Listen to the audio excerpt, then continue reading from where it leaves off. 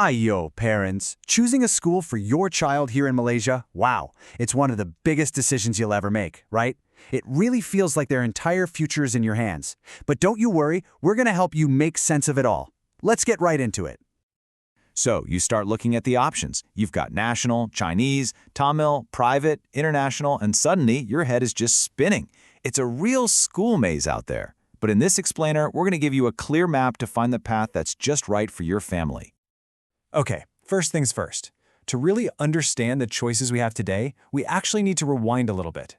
You might be wondering, why is our system so, mixed? Well, it's all in our history. You see, our school system didn't just pop up overnight. It all started way back in the colonial era, where you had separate schools for different communities. Then, after Merdeka, the big goal was national unity, so national schools started using Bahasa Malaysia as the main language. And that whole journey is what created this rich, but sometimes confusing variety of schools that we have today. And check out this powerful quote from our very own Education Act. It shows just how seriously we as a nation take education. It's not just about getting A's, it's about the future of Malaysia itself. No wonder we parents feel the pressure to get it right. So how in the world do you choose? I know it feels so complicated, but we can actually break it down. We think it all comes down to asking yourself 4 big questions. Just think of this as your personal map to figure it all out. So here they are, the 4 steps to guide your decision. First up, curriculum and language. Second, cost and investment. Third is culture and environment. And number 4, future and opportunities. Let's tackle them one by one. First, let's talk language. This is a really fundamental choice. In our national schools, it's Bahasa Malaysia. In vernacular schools, SJKCs and SJKTs, it's Mandarin or Tamil. And then in most private and international schools, English is the main language. Just this one decision is going to shape how your child sees the world and communicates in it. And that brings us to the curriculum. Okay, think of SPM and IGCSE like 2 different operating systems for a computer. SPM is our national standard, right? It's designed to sync up perfectly with Malaysian universities. It's a very structured system that's great for building a strong foundation of knowledge through memorization. On the other hand, IGCSE is the global system, recognized all over the world.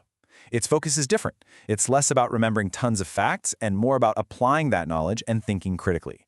So it really comes down to what you value more. Okay, now for the question that's on everyone's mind, the cost.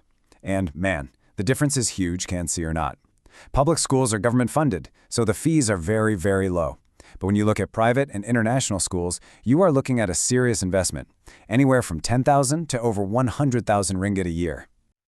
By the way, if this breakdown is giving you a clearer picture, go ahead and hit like and subscribe so you'll always stay ahead on Malaysia's biggest issues. All right, so we've covered the big picture stuff. Now let's zoom in a bit on the day-to-day realities. What does the difference between public and private actually look and feel like for your child in the classroom? Okay, so in a typical public school, your child might be one of 45 students in a class. 45, that's a lot of people. It just means the teacher has to manage a really big group, and that one-on-one time can be pretty limited. Now let's compare that to a private school, where the class size is often closer to 25.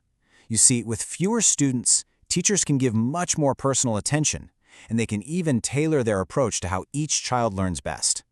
This is a huge reason why parents choose to invest more. So, what are those higher fees actually paying for? Well, it's not just about smaller classes.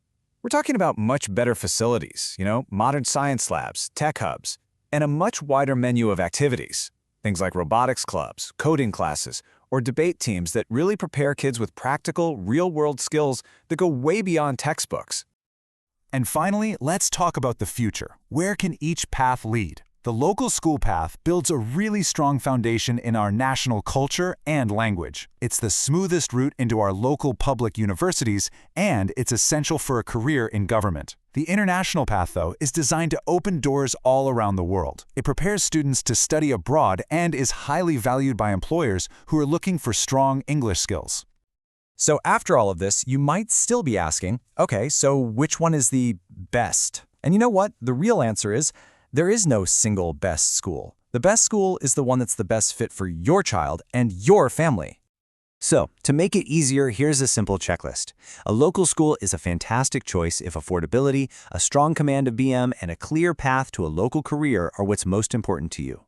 But, on the other hand, a private or international school might be the better path if you're aiming for education abroad, you really value smaller classes, and you want a more holistic, English-based education for your child. Thanks so much for watching. Join the thousands of Malaysians who want clarity, not confusion. Tap like, hit subscribe, and let's keep making sense of all this together. And we'll just leave you with this final thought. In a world that's changing so fast, maybe the biggest question isn't just about which school is best now, but what kind of learning will best prepare our kids for a future that we can't even imagine yet. Something for all of us to think about.